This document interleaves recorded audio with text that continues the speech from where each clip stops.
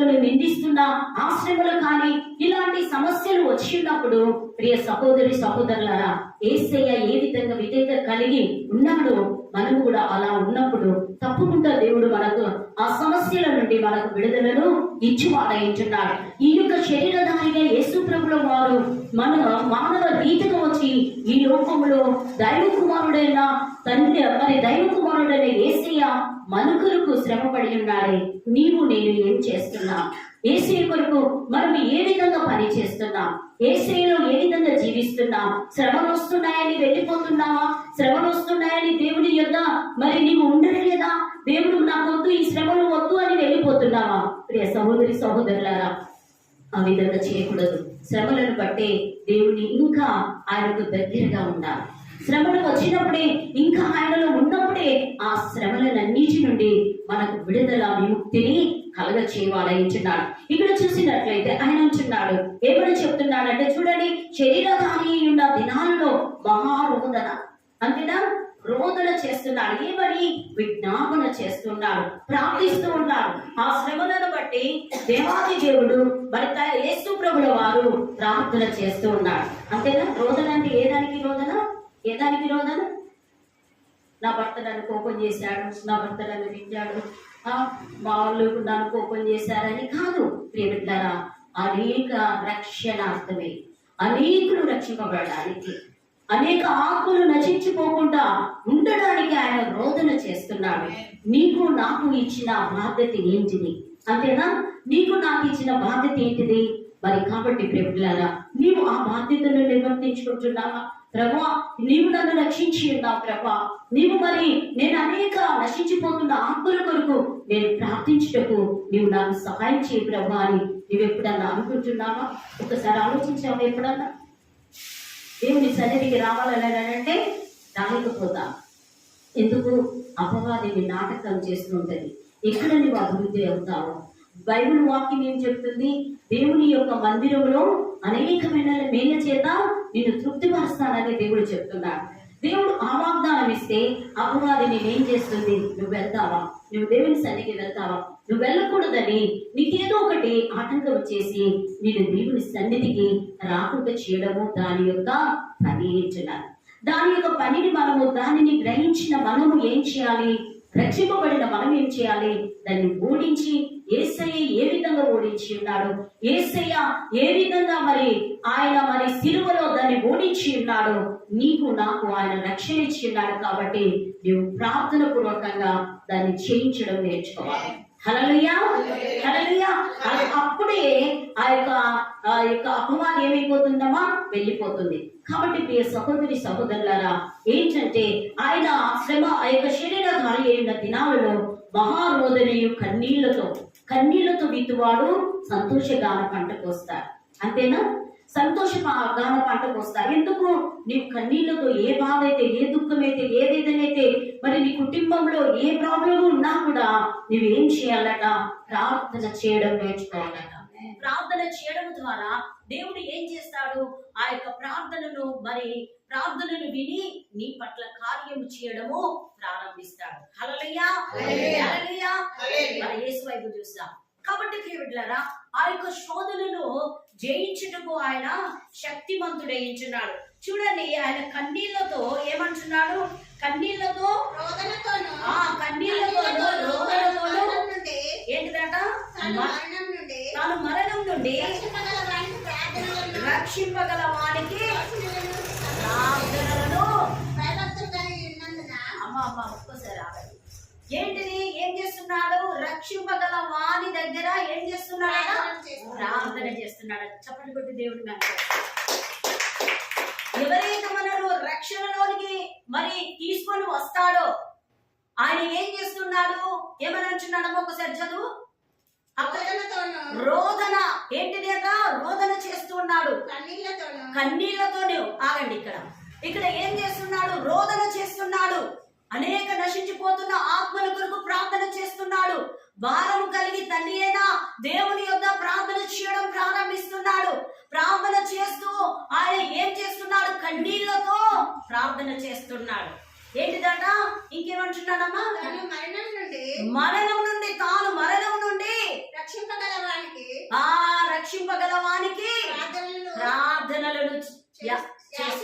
యాచనలను సమర్పించి చాలు. ఇక్కడ ఏంటిదట? మరణం నుండి రక్షింపగల వాని యొద్ద ప్రార్థన చేస్తున్నాడు. ఎవరు చేస్తున్నారు? యేసు ప్రభువు వారు చేస్తున్నారు. ప్రియ సహోదరి సహోదరులారా, ఒకసారి ఆలోచించు. మరి నీవు మరణం నుండి ఏ భాగంలో ఉన్నావో, ఈ యొక్క సమస్యలో ఉన్నావో, మరి నీవు మరణానికి దగ్గర అవుతున్నావో, లేకపోతే అనారోగ్యానికి దగ్గర అవుతున్నావో, నీవు మరి ఇంకా ఏమైనా ప్రాబ్లంలో నీవు దగ్గర అవుతున్నావో, మరణం నుండి యేసయ్య ఏ విధంగా రక్షింపగల వాని యొద్ద ప్రార్థన చేసి ఉన్నాడు, నీవు నేను కూడా మనలను రక్షించిన యేసయ్య యొద్ద ఆ విధంగా ప్రార్థన చేయాలి. హల్లెలూయా, హల్లెలూయా. చూడండి ఎంత మంచి మాట. ఆయన నశించు వారిని వెలికి రక్షించుటకు మనుష్య కుమారుడు ఈ లోకానికి వచ్చాడు. మనలను రక్షించడానికి ఆయన లోకానికి వచ్చాడు. ఎందుకు? అపవాది బంధకాల నుండి విడిపించడానికి ఆయన లోకానికి వచ్చాడు. చెరలో ఉన్నవారిని, మరి ఆ యొక్క చీకటి జీవితాల్లో ఉన్నవారిని రక్షించడానికి ఆ గలిలయ ప్రాంతానికి వెళ్ళాడు. నీ ఇంటికి కూడా వస్తున్నాడు. నీ ఇంటికి కూడా వచ్చి ఎవరైతే రక్షణ లేదో, ఎవరికైతే మారు మనసు లేదో, యేసయ్య వారికి నా ఇంకా మరి రక్షణ మారు మనసు లేదు ప్రభువా, వారిని రక్షించు అన్నప్పుడు యేసయ్య ప్రార్థన ఆలకించి వారిని రక్షించి వాయించున్నాడు. ఆయన అంత గొప్ప దేవుడు అండి. మన దేవుడు శ్రమలను చూసి వదిలిపెట్టే దేవుడు కాదు, మనకు దూరంగా ఉండే దేవుడు కాదు, మనకు దగ్గరగా ఉండి మన యొక్క ప్రాబ్లమ్స్ ను విడుదలనిచ్చి వాడేయించున్నాడు. హల్లెలూయా. బాధపడకూడదు, కష్టం వచ్చినా బాధపడకూడదు. దేవా, ఈ కష్టాన్ని బట్టి నిన్ను స్తుతిస్తున్నాను, ఈ బాధను బట్టి నిన్ను స్తుతిస్తున్నాను, ఈ వేదనను బట్టి నిన్ను స్తుతిస్తున్నాను, ఈ సమస్యను బట్టి నిన్ను స్తుతిస్తున్నాను, ఈ ఆర్థిక పరిస్థితిని బట్టి నిన్ను స్తుతిస్తున్నాను ప్రభా, నీవు మాత్రమే చేయగలిగిన సమర్థుడవు. హల్లెలూయా. చూసారా ఏమనంటున్నాడు? మరణం నుండి రక్షింపగల వాని యొద్ద ప్రార్థిస్తున్నా. నీవు కూడా నేను కూడా ఆ విధంగా ప్రార్థన చేయాలి. మనలను రక్షించే యేసయ్య యొద్ద ప్రార్థన చేయడం నేర్చుకోవాలి. దేవుని యొక్క సన్నిధిని పరిగెత్తుకొనిరా, దేవుని యొక్క సన్నిధానంలో మోకరించి ప్రార్థన చేయి. నిన్నటి దినంలో మేమందరం విజ్ఞాపనకర్తలు అందరం ప్రార్థన చేశాము. ఆయన ప్రార్థన చేస్తూ ఉన్నప్పుడు ఏదో మరి చాలా ప్రార్థన చేస్తున్నా, కానీ మరి ఏంటిదండి, అపవాది ఎలాంటి ఆటంకాలు చేసినా కూడా ప్రార్థనను విడిచిపెట్టకూడదు. హల్లెలూయా. ఎందుకంటే అపవాదిని యేసే జయించి ఉన్నాడు, మనం కూడా జయించాలి. హల్లెలూయా. ఆ విధంగా పట్టుదల కలిగి ఉండాలి, పట్టుదల కలిగి ఉండాలి. అలాంటప్పుడే దేవుడు నీ ప్రార్థన కన్నీళ్లను విని నిన్ను రక్షించగలిగిన, నీ కుటుంబాన్ని నిన్ను రక్షించగలిగిన సమర్థుడైంచున్నాడు. చూడండి, ఆయన అంటున్నాడు, మరణం నుండి రక్షింపగల వానికి ప్రార్థనలను యాచనలను సమర్పించి భయభక్తులు కలిగి ఉన్నందున ఏముండాలట? మరి భయం భక్తి ఉండాలి. భయం భక్తి లేకపోతే నువ్వు ఎంత ప్రార్థన చేసినా వేస్టే. అంతేనా? భయం ఉండాలి, భక్తి ఉండాలి. దేవునికి ఎక్కడికి పోవాలని భయం ఉండాలా? నీకు ఎక్కడికి పోవాలని భయం ఉండాలి? దేవుని మందిరానికి వెళ్ళాలన్నా ఒక భయం ఉండాలి. ఇవాళ ఏంటిది? వెనస్డే, నేను వెళ్ళాలి, చర్చికి వెళ్ళి నేను దేవుణ్ణి ఆరాధించాలన్న ఒక భయం అనేది ఉండాలి. అంతేనా? భయం ఉన్నప్పుడు నీకు భక్తి ఆటోమేటిక్ గా వస్తూనే ఉంటుంది. ఎందుకంటే నీవు భయపడుతున్నావు దేవునికి. ఎవరైతే అందుకోసమే నీవు దేవునికి భయపడినప్పుడు, లోబడినప్పుడు తప్పకుండా ఏ సమస్య వచ్చినా కూడా, ప్రతి వ్యక్తికి సమస్య వస్తుంది, రాదని కాదు, నీకు వస్తుంది, నాకు వస్తుంది, ప్రతి ఒక్కరికి వస్తుంది. కానీ ఆ సమస్య నుండి దేవాది దేవుడు ఏం చేస్తాడట? మరి యేసయ్య మనకు విడుదలనిస్తాడు. ఆ సమస్యను బట్టి నువ్వు ఇంకా దేవునిలో ఎదగడం ప్రారంభించాలి. నేనొద్దు ప్రభా, ఇక నేను ప్రార్థన చేయలేను ప్రభా, నేను బైబిల్ చదవలేను ప్రభా, ఈ కష్టం వచ్చింది కదా, నాకు వద్దు ప్రభా అని నువ్వు ఎప్పుడు కురింగిపోకూడదు. ఇంకా ఎక్కువగా ఏం చేయాలి? ప్రార్థన చేయడం ప్రారంభించాలి. ఇంకా భయము, దేవుని యందు భయము కలిగి ఉండాలి, భక్తి కలిగి ఉండాలి. దేవుని యొక్క సన్నిధికి పరిగెత్తుకుని రావాలి. మగ్దలేన మరియా దేవుని యొక్క మరి ఏంటిదండి, ఆ యొక్క సమాధి తోట దగ్గరికి పరిగెత్తుకొని వెళ్ళలేదా? నీవు నేను కూడా ఏం చేస్తున్నా? పరిగెత్తుకొని దేవుని సన్నిధికి రావాలి. వచ్చినప్పుడే నిన్ను రక్షించుటకు ఆయన సమర్థుడైన దేవుడు. నీ ప్రార్థనలను ఆలకించి నీ యాచనలను మరి ఆయన అంగీకరించి మరి ఏం చేస్తాడట, భయభక్తులు కలిగి ఉన్నందున ఆయన అంగీకరింపబడ్డాడు. ఎవరండి? యేసు ప్రభుల వారు భయభక్తులు కలిగి ఉన్నందున ఆయన శరీరధారిగా ఈ లోకానికి వచ్చి మనకు మాదిరికరంగా చూపించి ఆయన భయభక్తులు కలిగి ఉన్నందున ఆయన ఏమై ఉన్నాడు? ఆయన అంగీకరింపబడ్డాడు. చప్పట్లు కొట్టి దేవుని మహిమపరుస్తాం. దేవుడు తండ్రికి విధేయత కలిగి ఉన్నాడు. నీవు నేను ఆ విధంగా ఉంటున్నామా? ఒకసారి ఆలోచించు, ప్రశ్నించుకుందాం. మనం ఇక్కడ కూడా చూసినట్లయితే ఇక్కడ అంటున్నాడు, ఆయన కుమారుడైయుండి తాను పొందిన శ్రమల వలన విధేయత చూపించింది. ఏంటిదట? చూసారా ఎంత చక్కటి మాట. ఇక్కడ తాను ఆయన కుమారుడైయుండి, యేసు ప్రభుల వారు కుమారుడైయుండి ఏం చేస్తున్నాడట? తాను కుమారుడైయుండి తాను పొందిన, ఆయన ఎన్ని నిందలించారని, ఎన్ని నిందల పాలై ఉన్నారు, ఎంతమంది హేళన చేశారు. ఆయన ద్వారా స్వస్థత పొందుకొని, యేసే ద్వారా స్వస్థత పొందుకొని ఆయనను హేళన చేసిన వారు ఎంతమంది లేరు. దొంగ అయిన బరబ్బను విడిపించండి, ఈయనను సిలువ వేయండి అని చెప్పారు, కేకలు వేశారు. ఆయన ఆ శ్రమను బట్టి ఆయన ఎప్పుడు కూడా తండ్రి అయిన దేవుని ఒక్క మాట కూడా ఆయన దగ్గర విధేయత చూపించున్నాడు. కాబట్టి ఒకసారి ఆలోచించండి. మరి ఏంటిదట? ఏం నేర్చుకొని ఉన్నాడు ఇప్పుడు ఇక్కడ యేసయ్య? ఏం నేర్చుకొని ఉన్నాడు? విధేయత. శ్రమల వలన విధేయత నేర్చుకొని ఉన్నాడు. మరి అదే విధంగా ఆయన వచనం చదవమ్మా, అందులోనే Hebrew 1:5 అమ్మా, 1 Hebrew 1:5.